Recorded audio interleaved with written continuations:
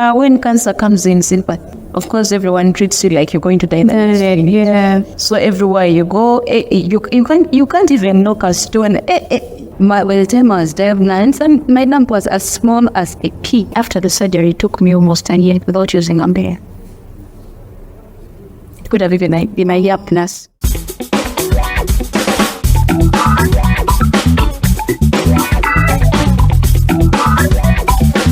Everybody, welcome to the Plus Size Fashion Fest YouTube channel. I'm Nepal, I'm your host, and I'm delighted to have you here. I'm also excited to be hosting, interviewing, having a conversation with these two beautiful ladies who I'm going to let introduce themselves.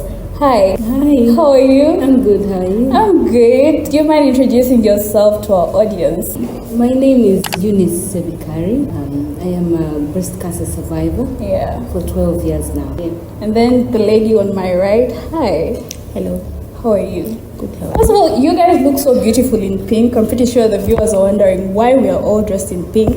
But I'll get back to that in a bit. Please introduce yourself to our audience. Caroline Akelo. I am a breast cancer survivor for 7 years. I am a volunteer at the Uganda Women's Cancer Support Organization, where I provide psychosocial support to cancer patients and their families. I also do community navigation for patients and families, and basically, mainly that's what I do. Okay, please tell us what you do, or do you also do the same thing as her? Yes, partly yes, but I have something I do as my own business. I am a caterer by profession. I love cooking nutritious foods, delicious foods like that. Okay. That's what I do. That's good. As I mentioned earlier, you guys are probably wondering why we are all dressed in pink. You may or may not know, October, the month that we are in, is Breast Cancer Awareness Month. And the two ladies seated right here, I'm pretty sure have both mentioned that they are breast cancer survivors. These are ladies that are going to be sharing their inspirational stories with us. So I want to take us back just a bit. We want to know what your story with breast cancer is. Take us through what the journey was like, starting with you. Thank you. Well, it was way back in 2013. Definitely when you hear that you've got cancer, oh my God, it comes with lots of, fear. You have so mixed feelings, you don't even know what to do. So how scary, I don't know, I cannot express what it is, but lots of fear in that. So anyway, going through that fear, I was able to go and do all the forms of treatment. Cancer has got quite a lengthy treatment. So it's not just like any other disease that you walk in and voila, maybe 1 month and that's it.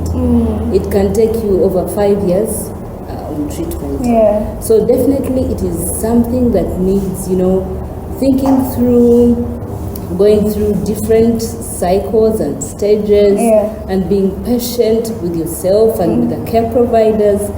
So in brief, that's about it. You mentioned fear, it's an emotion. That's something I want to come back to in a bit. But coming back to you, what was your journey like?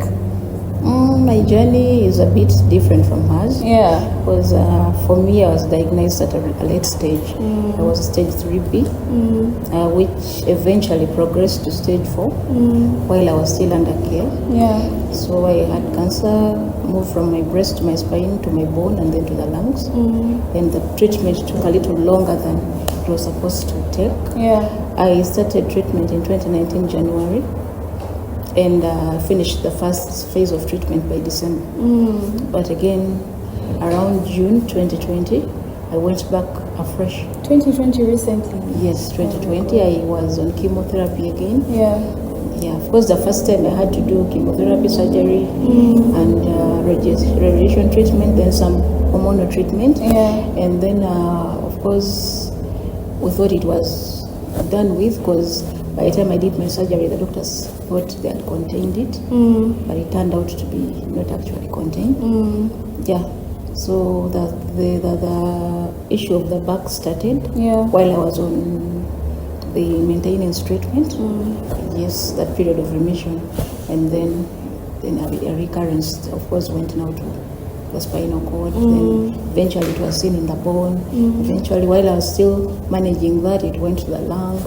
Yeah, so a treatment that should have lasted, of course, that first difficult phase, that should have lasted at least, let's say, 6-7 months. It took me about 4 years. But like she said, me as well, it was a shock, because in my family, there is nobody who had gone through cancer except a cousin of mine who had suffered from cancer of the throat.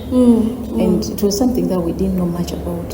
So it now really hit home. It's not something that we knew. We didn't know how to handle it. And the journey started just like that. So she mentioned fear, you're mentioning shock. You know, for most of us would imagine as soon as you hear cancer, you're thinking, oh my God, my world has come to an end. So I want to ask the both of you, starting with you, Caroline, how did you manage your emotions? Like, how did you keep yourself grounded? Okay, I think for me what helped me is the fact that when I started seeing the suspicious symptoms, I kind of got lost a bit in the private treatment sector, like going to private hospitals, clinics and whatever. But along the way, the cost wasn't really reasonable. So I got a friend who referred me to the Cancer Institute. I even didn't know the Cancer Institute treated cancer. I didn't know why it was, whatever. But somebody referred me there because there was a friend, a tribe mate, who was running an organization in there. So that person guided me on what to do.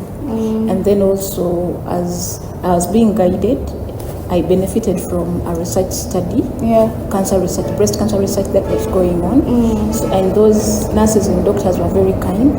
So it kind of made me a little bit. You were in a kind environment, you felt safe. Because it was different from what I was experiencing out there. Out, it was more about the money, but here, nobody asked for money. Instead, I was being given transport to come to hospital. And then when the diagnosis came positive, because when I went to UC, I started afresh from doing a biopsy and all. So when it came as a positive diagnosis, that's when I met the CEO of the Uganda Women's Cancer Support Organization. That's there I got my results. She happened to be at the UCI campus. So this gentleman, being close with her, called her to talk to me, since she is also a survivor of many years. She's a survivor of about 22 years. So he called her, she came immediately, and we had a conversation. She gave me that hope of, you can do this. You can do this. That's amazing to know. And for you, Eunice, how did you manage to keep grounded? How did you manage your emotions? What helped you through it? Thank you so much. Mostly, number one, began with my family. My family was very supportive. And in that time, I actually didn't have health insurance. So my family worked very hard to ensure that I get all the money needed. You know, cancer is a very expensive disease. It leaves you, drained financially. So on your own, it's difficult. So I had support of family, financial support, spiritually, emotionally. So I had someone to work with me. And more to that, actually the very day that I was going into surgery, I met these women of Uganda Cancer Support Organization. Can you imagine? They were at the surgical ward. So you find them there, and I meet somebody while I was there in my, all those mixed emotions. Someone says, hey, I went through the same. I was like, what? She even showed me, and my biggest fear was not having a breast as a woman. So I was like, will I be now half woman or what? So when this lady, she comforted me, gave me support. She told me she has been through this, and actually she spoke in the local dialect and told me, so to speak, Omzungu Yambebe. I was like, what? She showed me, I touched, and I was like, it was her breast. Oh yes. I could not even tell that she doesn't have a breast. So for me, with this one, I was well armed to go on this journey of cancer. No matter what happens, so long as I know now I have a breast. The rest was secondary to me. So that's how I managed family and the organization that was very supportive. So what I'm hearing a lot from this is you had support. There's like a support network. What you guys got was really amazing. But my next question is, because there's a lot of fear, there's a lot of people who fear joining support groups because they're like, hey man, this is going to remind me of what I went through. I don't want to be a part of it. I don't know if people have met people like that. They're like, there's a lot here reminding me of what I've gone through or what I'm yet to go through. So what would be your word for people like that? My word would be, first of all, do not blame yourself because you got the cancer. It can happen to anyone. Young, old, rich and poor. Everyone can get cancer. So you're not alone in this. And it's not your fault. So one of the things I would say, forgive yourself and move on. And then number 2 also, have that acceptance. Know that, well, it happened to me. Now, what can I do to help others? For me, because I say that because as I was going through that journey, actually when I thought I was sick, I saw people that were worse off. And I was like, what is this? So I stopped being sick. I stopped the self-pity, I braved myself and I said, people are doing badly here.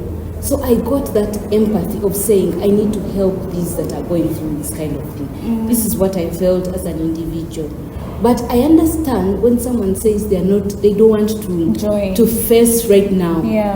It's a healing process and it takes time. So everyone has different phases and different times for this. So you'll allow them because it is acceptable.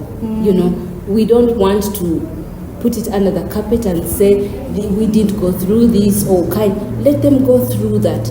They'll cry, they will, all that is therapy until they get to that point when someone can stand up. It's like when you have a fresh wound, you fear to touch it because it still hurts. So you need the healing. Like my wound right now, it is healed, so I have nothing. You can touch it and it's okay. So they need that kind of healing. It's okay. That's good advice. And for you, Carol, first of all, I would like to ask, did you ever face those emotions when you joined a support group? Did you ever feel like, this is reminding me of what I've been through? This is too sad for me. I don't want to be a part of this. Personally, as a person, for me, the support group has been of a great benefit. Because it gives me a safe space. And honestly speaking, from my experience, cancer is not an illness that you treat like malaria. And you're going to treat it for 1 week and then it's gone. And then the treatment itself is harsh. So because the treatment is, chemotherapy, first of all, your hair is gone, your skin color changes, your appetite is, your bowel movement changes, like everything is different about you. So you need somebody who can guide you through this. Like someone who has gone through a journey can share with you and say, please, take this, it will help. And then out there's a lot of propaganda about what to eat, not to eat. But when you meet these people who have gone through this, they help you. They're like, please, let's not listen to this, because chemotherapy is a treatment that kills all body cells randomly, and to build them up you need to feed.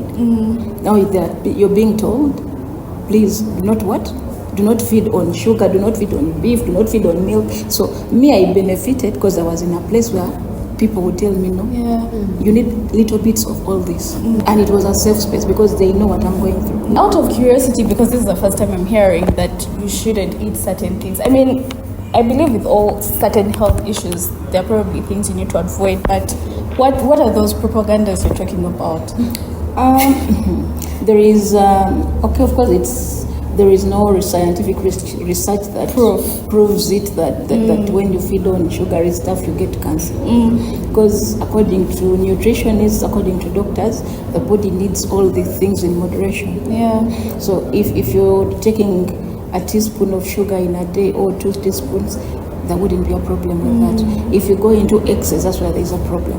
Where if you take some milk, not milk all the time, like everything in moderation. But when you hear herbalists and some extreme nutritionists, they will tell you don't touch this, don't touch that, don't, and they forget that the person they're telling to do that is going through a very difficult treatment. Time. Yes, the treatment they're undergoing requires that they feed, because if they don't, then they can't go and get more treatment.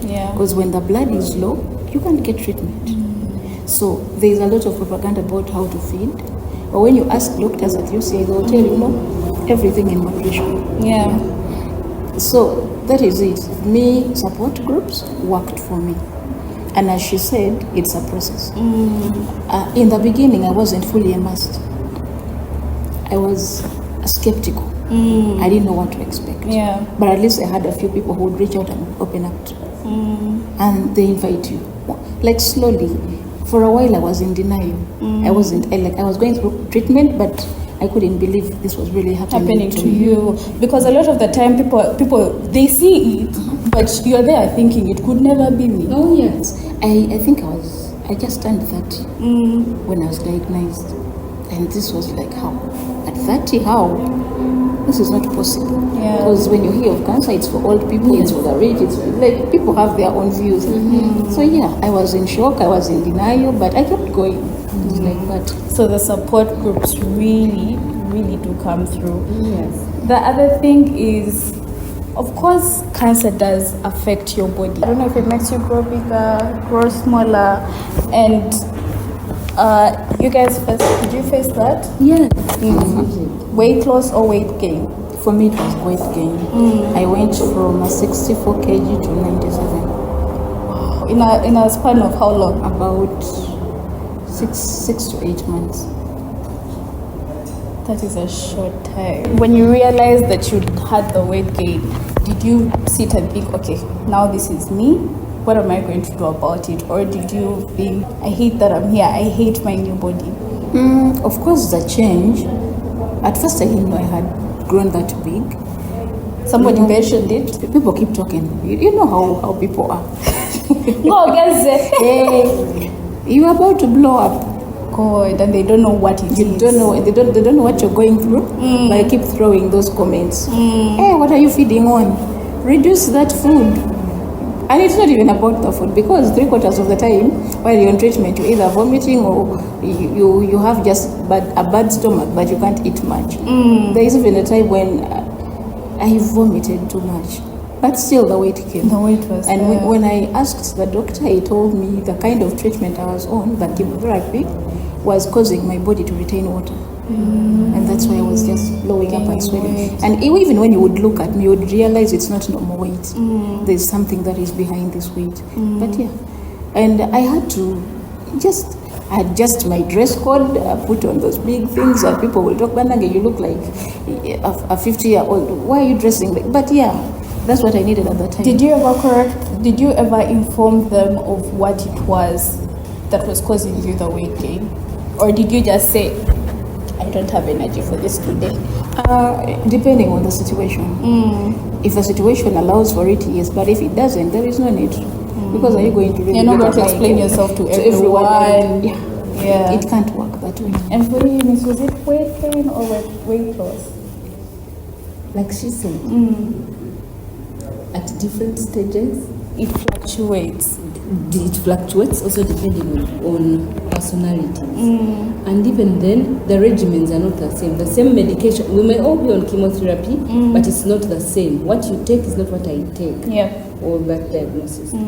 But what I know for sure, when you are having chemotherapy, oh my God, it is like she said, vomiting, no appetite. So what do you expect? Most times you lose weight. But hers is another rare one. And also, like I've said, breast cancer, the treatment is in phases.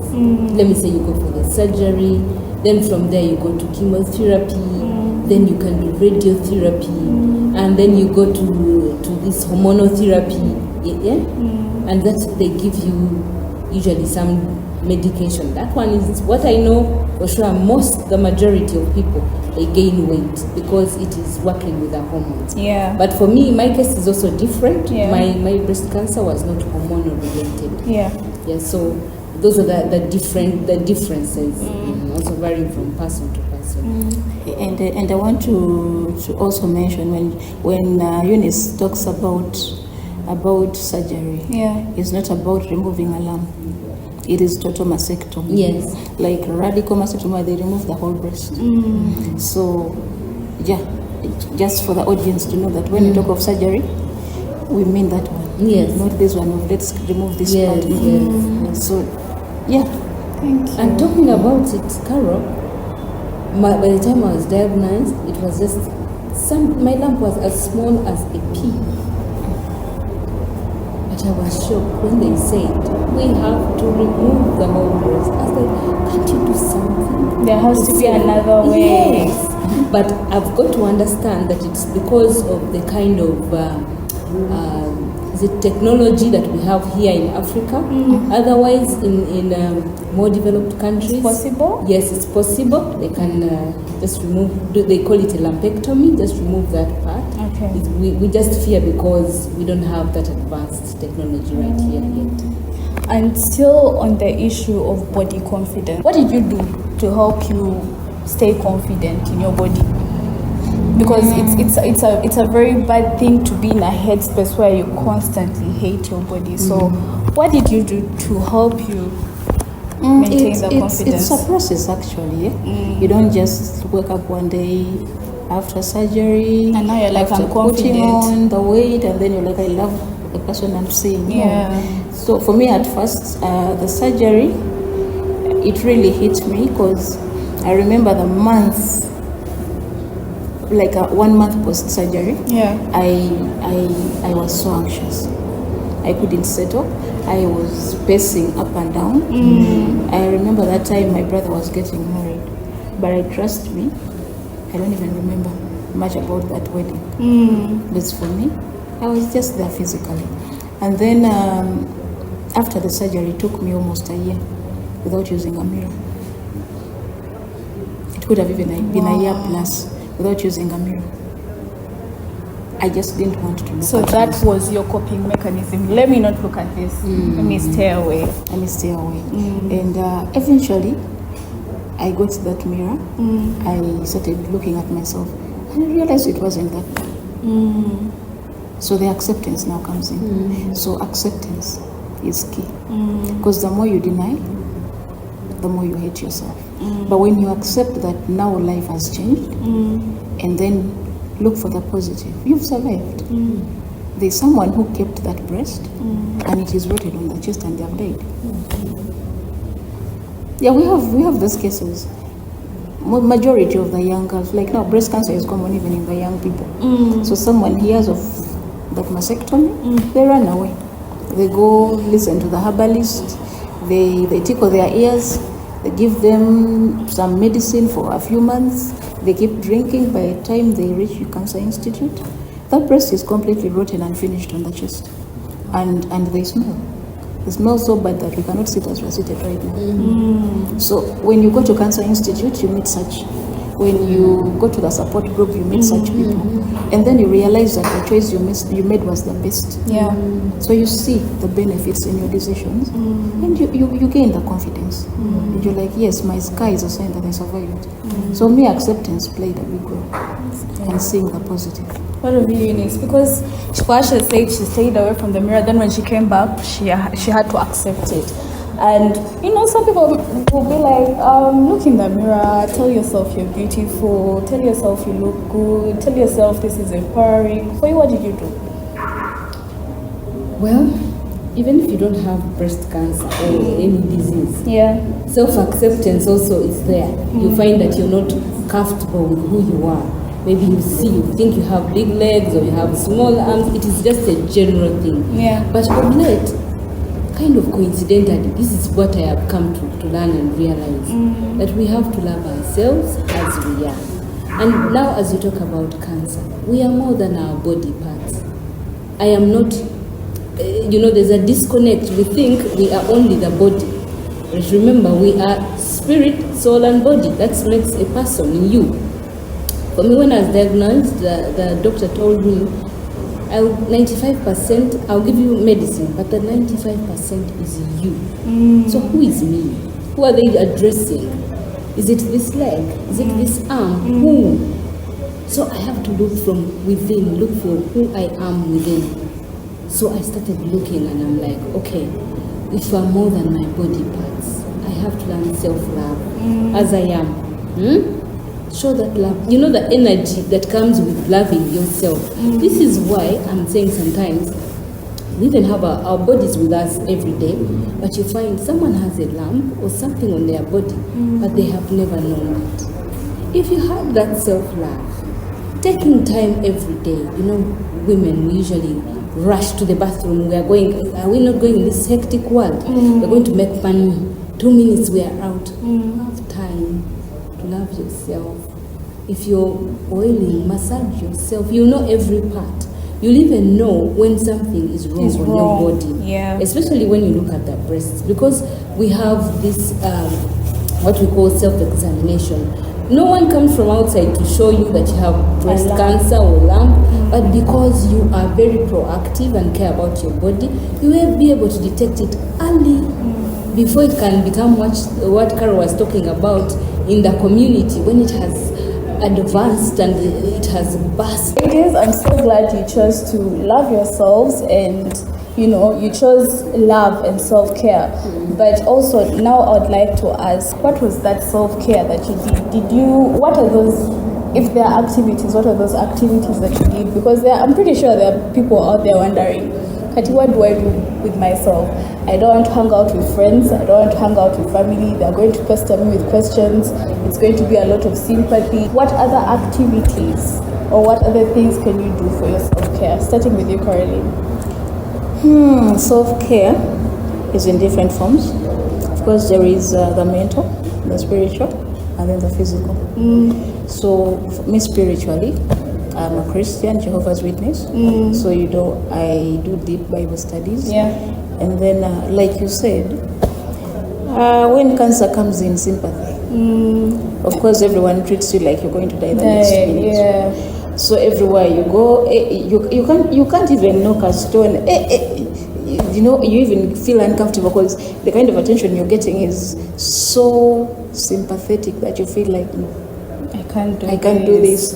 So I spent a lot of time indoors, and what I would do was read. Look for all those positive articles, look for experiences, gain knowledge about the disease, listen to those who have dealt, because me stage 4, everybody knows you're going to die. So listen to those who have dealt with the stage 4 cancer of the breast, look at what they did differently, and I realized nutrition is one of the big things that helps. So I decided to look for all the possible things I could get. Like they told me you can use turmeric, it will help you. I get that, I have it in my house. Cinnamon. Did it help? Of course you use it concurrently with the treatment. Yeah, because it helps at least cleanse the body and what. Because I had very big tumors in my lungs. I even had sepsis in the lungs. So, and even my doctor personally told me, whatever you've been doing, continue doing it. But I would make sure every morning I do lemon, ginger, turmeric, and black pepper in a glass of warm water. I take that, and I would do the same in the evening before bed. I did that all through my treatment, and now I still do cinnamon, turmeric, lemon, ginger, all the things. I still do them just to make sure that my body is okay. And then on the spiritual aspect, of course, you need that spiritual support to stay spiritually grounded. So I had my congregation that I worship with. So yes, spiritually I was catered for. And also, when you're sick, you don't sleep like other people because the body is going through a lot of things. And for me, when I couldn't sleep in the night, either because of pain, treatment, side effects, or even just the anxiety that comes with the situation, I would read the Bible. If I can't read, I do the audio, or I do the music. Yeah. And you get encouraged.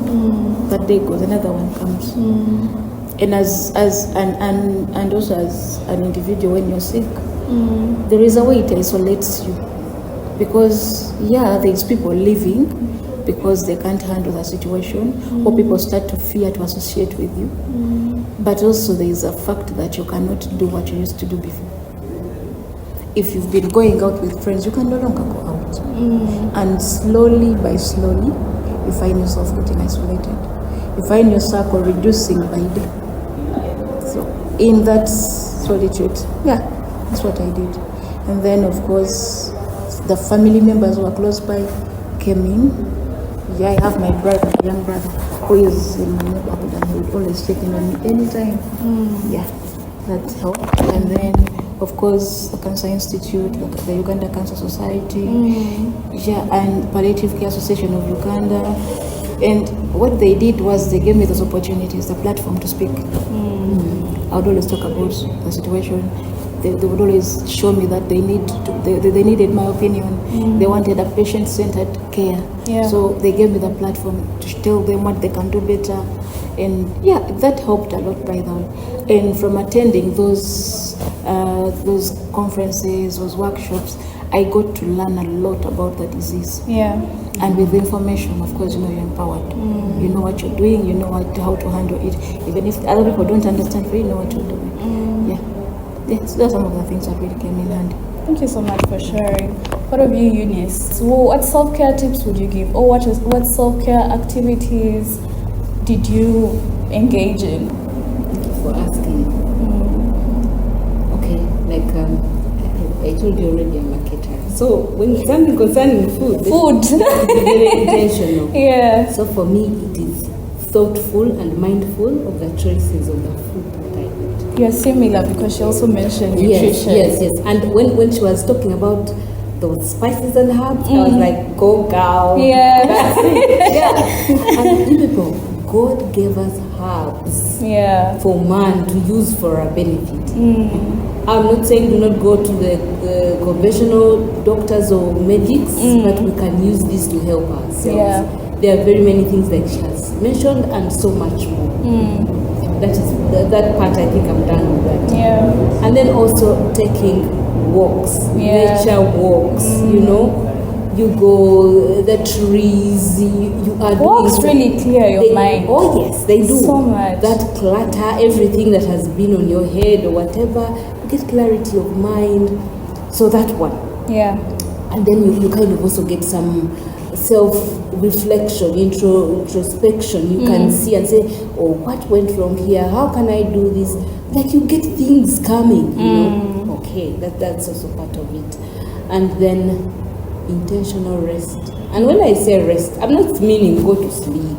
There are things that really in this world have stressed us. Can we have a phone-free day? Please. When we are off social media and we are not content. Look at the eyes, they get strained. We are on those screens every day, this time, Get friends that... She's been attacked, she was literally put get friends that inspire, that, build you up. That's like-minded, that where you can find, as you say, talk of a safe space. It's where you can say everything and it is okay. And they will give you a listening ear, advice and all that, or just being there, with them. So I think basically, and then many kinds of rest also, like I would like to say spiritual, meditate, think about the word. And you people, I have seen that we think things are just, when we are sick, the word of God is there, and when we are not sick, it is, these things are connected. Like I said, our emotions, definitely, we have to be stress-free. And let me tell you, definitely you can't say stress will not come. It will come, but how do you deal with it? It is also your perspective, what you're looking at. So if it comes, take it and then let it go. Us in African culture, we have learned, like let me say you have lost someone. Oh, be strong, don't cry. Be those people. But we have to let these things out. We really need to have rest from the normal everyday hustle bustle that we do every day. Do something else. Not saying just be there redundant, but do something else that also enhances your brain skills or whatever. Swim, read, knit, like you have already said. Do something. Do bicycle riding, something like that. Something that you enjoy besides the normal everyday work, looking for, the work. And then also you need to do, you remember in our olden days, we used to remove shoes, walk on your feet. I usually preach that, listen, take off your touch brass. Yes! Touch some brass. And we have minerals in there that are supposed to help us. They enter through our feet, to our bodies. These are things we have forgotten, we have left behind. Yeah. Why don't we get back to who we were? Things we used to do. Remember when we were young, we used to run in the rain, we'd let ourselves go. So basically my point is, we have suppressed our emotions. We have stopped being who we are, who we were originally, and these things have affected us. Everything, we know that every thought, affects our cells. Carol told us that cancer affects the cells, right? And now I said things like fear, anger, all those are negative emotions. Where do they go? They hide somewhere in the body and then manifest. They have an effect, definitely. Yes. So for me, I've actually stopped saying that cancer has a one thing treatment. It's not a one thing I can point at. It is a holistic thing. Don't tell me diet. Don't tell me exercise. But it is also, I said, mental, spiritual, everything, be well-rounded. Yeah. Because two people can suffer the same disease, get the same treatment, one dies and the other one stays. Survives, It's also about how you perceive your emotions, how you work on these things. And I'm curious, because you guys said there are different phases of treatment. Yes. So I'm curious to know, did you find that the self-care that you engaged in changed during the different phases of treatment that you were having? For me, I try to be consistent, do as much as I can. And it does help. It does help a lot because, trust me, when you're on treatment, appetite is very low. And then, like she mentioned, rest. Rest is very important. Yeah. These treatments have a lot of toxic substances in them, and they affect the way your body functions. Yeah. And I listen to myself. I listen to my body. When I need to rest, I rest. I switch off. I just stay home and rest. The thing of saying we have a party here, when it's my time to rest, it doesn't work on me. Yeah. I rest and I let my emotions out. Me, I'm not a crier. Honestly, I don't cry. I'm not a crier, but I talk. Yes. Trust me, if I meet with you, it won't take us an hour for you to know I've suffered from cancer. I love to talk. I talk. So I talk, and that's how I let out my emotions. Okay. Ladies, thank you so much for sharing your information with us. I'm pretty sure I have learned a thing or two, and I'm hoping the audience have learned quite a lot. You can maybe reiterate to them what it is that you do or how it is that they can reach you, because there's probably somebody out there saying, man, I wish I could talk to these ladies. I need encouragement. Started with you, Eunice. So we have an organization. It's called Uganda Women's Cancer Support Organization. Yeah. Where we offer psychosocial support to patients in hospitals, in the community. We go to corporate companies everywhere. Like right now we are here, Gracing us. Yes. knowledge. So, we are available. We are, and our offices are located actually in Kamocha. Yeah. So maybe I told you my names are Eunice once again. Yeah. Unless anyone wants a phone contact, do you want me to give You could give it. Yes, so I am, I can be, I have, what's the word? Your number. My telephone number is, yes, 0772 650 321. Yeah. Yes. Thank you so much. How about you, Caroline? So I'm more immersed in psychosocial support, as she said, always a call away. And where there is somebody who needs support, we always find time, even when we're not feeling well. Yeah, we create that time because it's important to support a sister, support a brother. And by the way, you know that even men suffer from breast cancer? I recently found out. They do. Yeah. So even them, they should check their breast. They should not leave it to women. Yeah. So for me, psychosocial support, yes. And if you need to understand the care system, Uganda Cancer Institute, just let me know. I'm available. Thank you so much. Do you want to give out your number as well? If it's necessary. It's okay. 0789 014154. Okay. October is Breast Cancer Awareness Month. Yeah. This is why we are here, and we wear pink. That is the color allocated to breast cancer. So we have activities in this as Uganda Women's Cancer Support Organization. In this time, we have our signature event, which will be at the MTN Arena grounds, and it is there. It is a fitness workout, you know. So please join us in supporting this cause. And those that have listened, Are there charges? Is it free of charge? oh yeah, thank you for asking. You buy a kit that costs 20,000. That will act as your entry, fee, and come and let's dance. Let's show the world that physical fitness is one of the ways we can conquer cancer. Yeah. And then maybe just one last thing.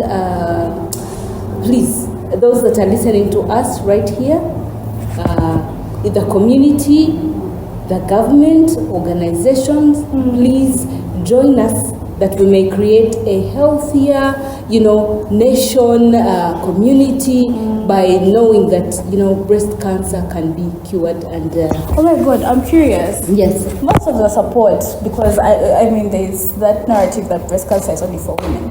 So do you find that most of the support is just women? Are there rarely men supporting the cause?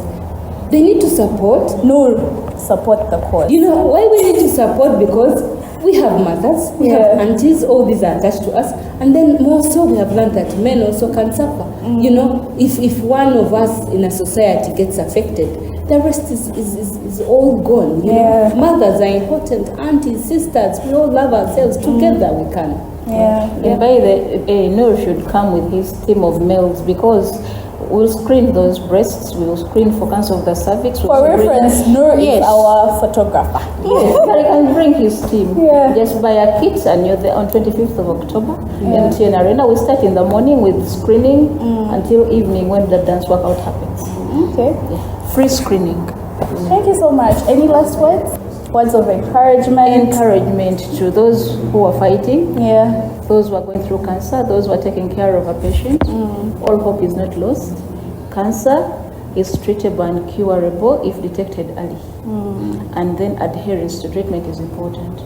And people out there, it's not a lost cause when you hear that someone has cancer. Please support. And let's not stigmatize them. Support. They need your support. It's one of the things that I advocate for a lot. Support from family, from community. Because if this person is not mentally stable, not mentally cared for, then even the treatment is useless. Because treatment it starts with the mind. The medicine is useless if you're not at peace.